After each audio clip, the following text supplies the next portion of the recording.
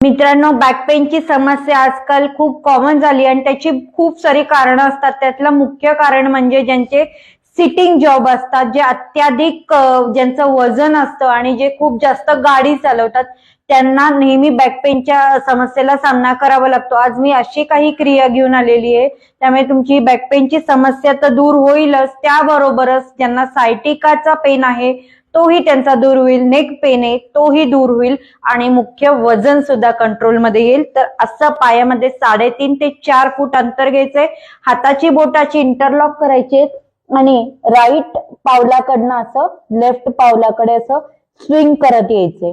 क्रिया मी आता थोडी फास्ट दाखवते, तुम्ही खूप स्लो करा. 10 ते 4 रिपिटेशन करा.